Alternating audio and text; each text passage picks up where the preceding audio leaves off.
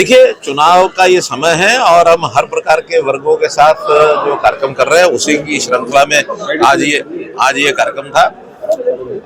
लोकसभा के युवकों के साथ संवाद का कार्यक्रम था और जो हमने किया है समाज के लोगों के लिए, किसानों के लिए, युवाओं के लिए, वो सारी बातें रखी हैं और सबने उसको स्वीकारा भी है कि हाँ ये सब काम हुए हैं। तो इस नाते से हमने वोट की अपील की है और आश्वासन मिला है कि हम जो है रोहतक में अब एक ऐसा मुहिम चलाएंगे कि हम अच्छे मार्जिन से रोहतक की सीट को निकालेंगे। पिछली बार का मार्जिन हमारा मात्र 7,500 था, 7,000। इस बार उस मार्जिन को बढ़ा करके हम इस सीट को कंफर्टेबल पोजीशन में ला करके खड़ा करेंगे। ऐसे युवाओं ने उनके चेहरे भी बता रहे थे, उनका उत्साह भी बता रहा था और ये सीट ज्यादा बड़े मार्जिन से हम जीतेंगे। 10 जो कांग्रेस पार्टी ने सीटें डिक्लेयर की है वो ये कह रहे हैं कि हमारे सभी जिताऊ चेहरे हैं और वो तो कहेंगे, मैं कहता हूँ वो तो कहेंगे, लेकिन उनके घर की समस्याएं तो आपको भी पता है, मुझे भी है।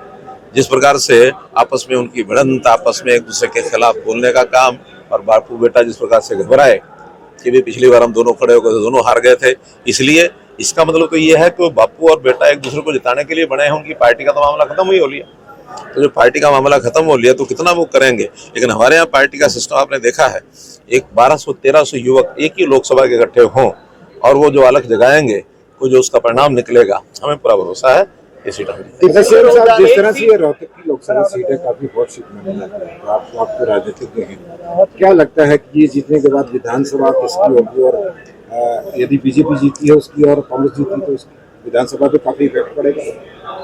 देखिए, विधानसभा भी हमारे पास रहने वाली है और हम 10 की 10 लोकसभा सीटें जीतने वाले हैं।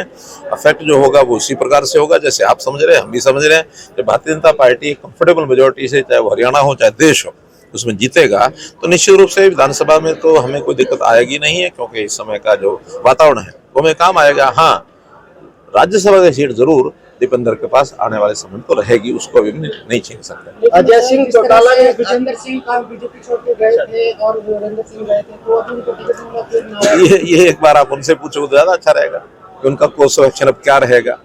हालांकि हमने तो उस समय उनको भी कहा था कि भी ये विषय जो निर्णय आप कर रहे हो अच्छा नहीं है। उन्होंने कहा मैं नहीं, मेरा बेटा जो है वो लगा हुआ है, उसी ने निर्णय करना है, उसी के ऊपर छोड़ा हुआ है।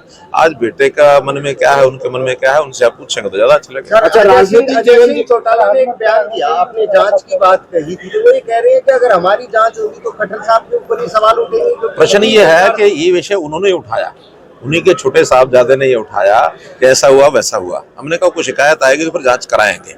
अब शिकायत देने वाले अगर खुद भाग रहे हैं तो भागे, शिकायत तो उन्होंने देनी है, विषय उन्होंने उठाया। अगर वो शिकायत देंगे तो जांच से फिर हम डरते नहीं है, वो होंगे हम होंगे देखेंगे।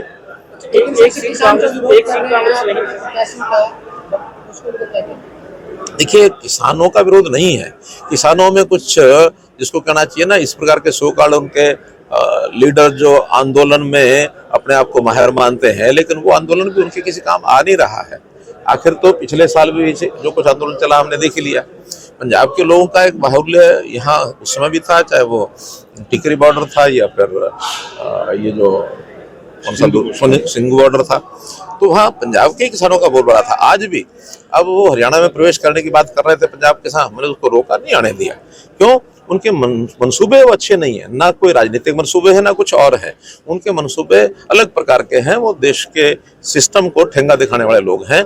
ऐसा ठेंगा दिखाने वाले लोगों को कतई बर्दाश्त नहीं किया जाएगा। किसान नहीं है वो। लोकसभा का जो इफेक्ट है वो तो आपने बताया कि विधानसभा भी पड़ने वाला है, लोकसभा का तो है। कई राजनीति के लोगों पर भी इस चुनाव का असर पड़ने वाला है। आपकी नजर में ऐसे कौन कौन से जिनको बहुत ज्यादा असर पड़ेगा? देखिए, राजनीतिक आदमियों के अलग अलग अपने अपने स्थान होते हैं, अपना अपना काम होता है, अपने अपनी ऊंचाई होती है। उसके हिसाब से जो भी चुनाव में उभर करके आएंगे, अब सबके सब तो आगे नहीं बढ़ते हैं, उसमें स्वाभाविक रूप से हर पार्टी अपने योग्यतम व्यक्तियों को आगे बढ़ाती है। तो योग्यतम व्यक्ति हमने भी आगे बढ़ाए हैं, वो चुनाव जीतेंगे। बाकी लोगों के भी स्थान को कम नहीं किया जाता, सब लोग अपने अपने काम में फिर से लगेंगे, फिर और अवसर आएंगे, आगे बढ़ेंगे। राजनीति भी खत्म हो सकती है? नहीं, कोई राजनीति खत्म नहीं होती किसी की। कोई राजनीति खत्म करने के लिए कम से कम भारतीय जनता पार्टी तो ऐसा कोई प्रयत्न नहीं करती है। ओवरऑल नहीं, ओवरऑल का कोई अर्थ नहीं है। हर किसी पार्टी के अपने अपने नेताओं का अपना अपना विषय होता है। हम ओवरऑल कैसे बता सकते हैं? ओवरऑल नहीं बता सकते। और एक सिस्टम है, चलता हुआ सिस्टम है, इसके अंदर जो भी अच्छे काम में करते हैं वो लोग हर पार्टी में आगे बढ़ते हैं। धन्यवाद। जो करनाल से प्रत्याशी उतारे से भगोड़ा कोशिश किया अभी हमें पता नहीं है, पुलिस जाने वो जाने। अच्छा, पूरी ताकत के साथ आ गई है भारतीय जनता पार्टी मैदान तो में? 1 महीने से हम लगे हुए हैं। ये तो कांग्रेस ही है जो बिल्कुल घबरा करके और इस समय तक निर्णय नहीं कर पाई थी। उनके अंदर जिस प्रकार के मसले चल रहे थे वो सब उजागर हो गए हैं। अब लोगों में बेचैनी जो है वो किस करवट बैठती है देखेंगे। एक बार प्रेडिक्शन और बता दो आप। प्रोडक्शन तो मैंने बताया 11 के 11 कमल जो है हरियाणा में खेलेंगे। 10 लोकसभा के, 1 विधानसभा का, 11 कमल हरियाणा में खेलेंगे।